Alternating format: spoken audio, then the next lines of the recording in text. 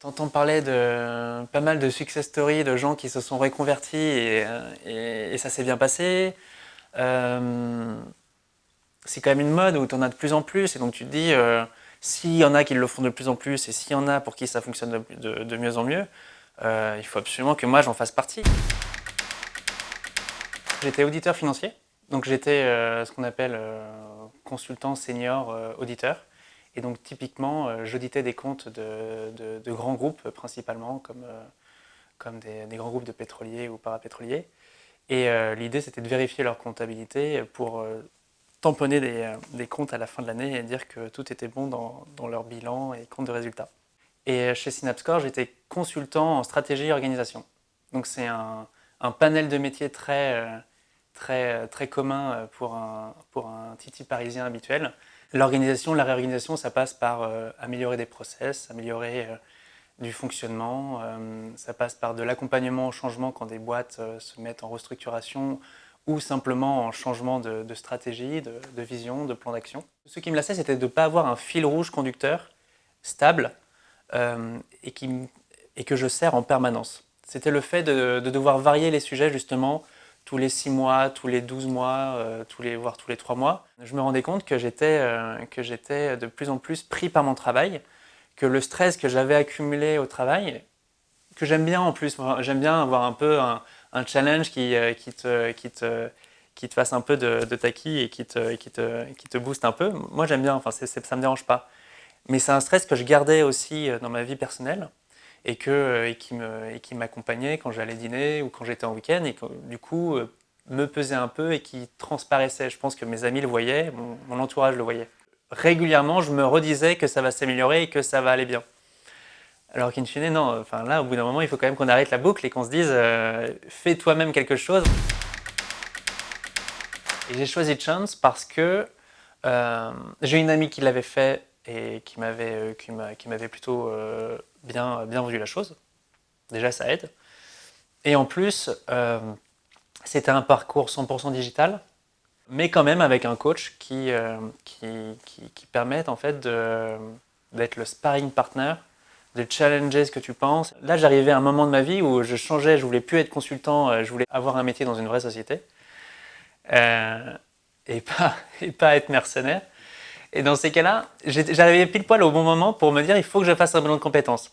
Au début, moi, j'y croyais pas vraiment. Pour moi, c'était un peu comme l'horoscope. En fait, dans l'horoscope, tu vas le lire et tu vas dire c'est exactement ça ce qui s'est passé, ils ont tout juste. Mais en fait, c'est tellement des généralités ou alors on t'a juste dicté, dit, écrit ce que tu pensais déjà. Donc évidemment, ça va aller dans le bon sens. Évidemment, ça va être juste. Et donc j'ai passé le pas en me disant il faut que je fasse un parcours de compétences parce que peut-être que j'apprendrai des choses et je saurai mieux me présenter et je saurai véritablement ce qui me plaît, ce que j'ai pu trouver et acquérir dans mon métier jusque-là et ce que je vais pouvoir réutiliser. Quand j'ai commencé le parcours, Chance, je savais 3 choses. Je savais que j'allais quitter mon métier actuel, c'était déjà acté en plus, je le quittais dans le courant de l'année. Euh, je savais que je ne voulais pas renier ce que j'avais fait jusque-là. Je voulais que la suite de mon parcours, la suite des métiers que j'allais faire, se bâtisse sur ce que j'ai fait pendant ces 9 premières années.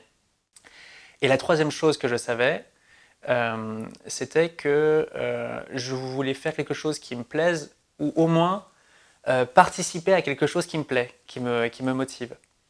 Et des choses qui me plaisent particulièrement à ce moment-là, c'était lié à 2 secteurs, l'éducation d'une part et l'énergie d'autre part. Je pense que je savais tout, mais, euh, mais de manière hyper... Enfin, c'était un foutoir, un grand bordel, quoi. La chambre, elle n'était pas du tout rangée. L'impératif que j'avais, il était vraiment personnel. C'était vraiment, il faut que j'ai de la réflexion dans mes journées. Il faut que les gens que je côtoie, que je rencontre, soient des personnes qui me challengent.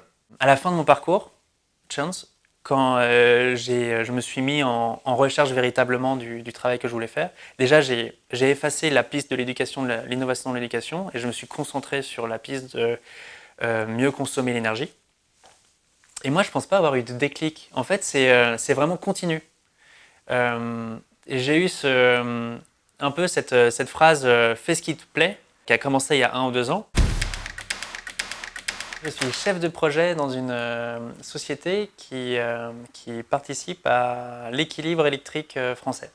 L'ambiance dans la société est très bonne, mais aussi et surtout animée par deux choses, que sont l'écologie d'une part, par la solution que l'on vend et qui permet donc d'éviter la consommation d'énergie polluante, et la technologie d'autre part, puisque finalement c'est une solution qui demande beaucoup de recherche et développement et qui donne une sorte d'ambiance un peu start-up.